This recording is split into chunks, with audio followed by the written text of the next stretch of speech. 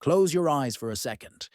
Imagine the fragile strips of neutral land and sea, those buffer zones that have kept great powers from direct catastrophic collision for decades.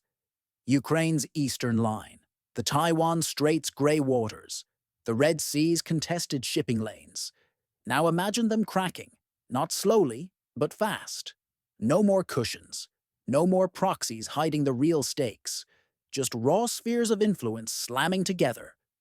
What if 2026 is the year this happens? And what if a single bold US policy shift is lighting the fuse? This isn't dystopian fiction, it's the reality unfolding right now. From the capture of Maduro in Venezuela to renewed Arctic plays and choke point threats, the old rules are crumbling. Hold tight. We're about to unpack why buffer zones are dying and why the world order we knew may never recover. To understand the death of buffers, we go back to basics. In 1823, President James Monroe warned Europe, "Stay out of the Americas." This hemisphere is off-limits. It was defensive, isolationist. Theodore Roosevelt's 1904 Corollary turned it muscular. The US would intervene to stabilize chronic wrongdoing. Fast forward to 2026, enter the Donroe Doctrine, Trump's self-styled update, straight from the latest national security strategy. It's not subtle.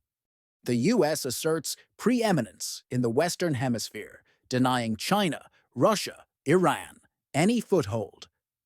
American dominance will never be questioned again, as the president put it after key moves. Exhibit A, January 3, 2026. U.S. Special Forces capture Venezuelan President Nicolas Maduro in a rapid op framed around drugs and oil, but clearly about blocking foreign leverage. Billions in Russian arms? Neutralized.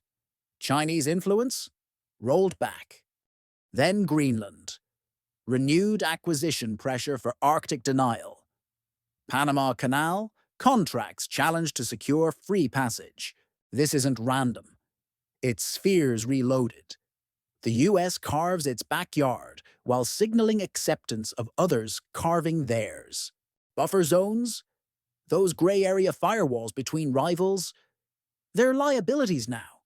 Why tolerate proxies when direct control, or denial, wins the day?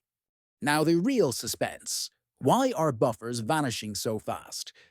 Because in a spheres world, ambiguity is dangerous. Ukraine. The old frozen line is gone.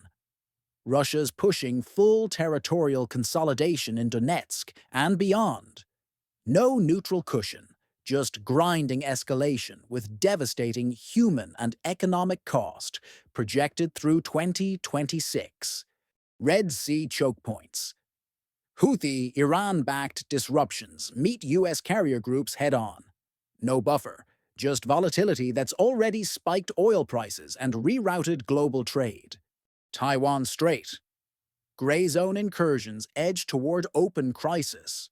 Forecasts give even odds of major escalation involving the US and allies. These aren't isolated. Eurasia Group ranks the Donroe Doctrine itself as a top 3 global risk for 2026. Overreach leading to miscalculation. WEF puts geoeconomic confrontation at number 1, with interstate armed conflict close behind. Buffers were sold as peace tools. In reality, they were excuses for meddling without full commitment. Now, great powers say, claim it, control it, or crush the gray. The Donroe logic, it's pouring fuel on the fire. So what detonates in the rest of 2026? Taiwan. Even odds of severe crisis per Council on Foreign Relations. Middle East entrenchment. U.S. deepens Gulf ties amid Iran threats, risking wider spillover. Europe. NATO guarantees waiver as U.S. pulls back, forcing frantic rearmament and autonomy plays. The thriller twist, buffers gone, means proxies turn direct. Supply chains shatter. Think rare earths, chips, energy routes vanishing from one block to another. Multipolar fragmentation hardens into locked spheres. The old rules-based facade. It's dust.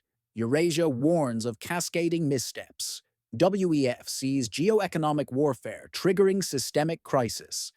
If you're gripped by this, if you want unfiltered breakdowns as these fractures deepen and the next flashpoint ignites, then do this right now. Smash that like button to show support, hit subscribe, and turn on notifications. It's genuinely appreciated. It fuels more deep dives like this and keeps you ahead of the chaos. Buffer zones were the geopolitical friend zone. Pretend neutrality, zero real commitment. In 2026's Donroe-driven sphere world, it's all in or all out. Empires harden. Orders collapse. The first big clash could redraw maps forever. What do you think? Is this the new normal, or can the old buffers be revived? Drop your take in the comments. Like if this hit hard, subscribe if you're not already, and I'll see you in the next fracture analysis. Stay sharp out there.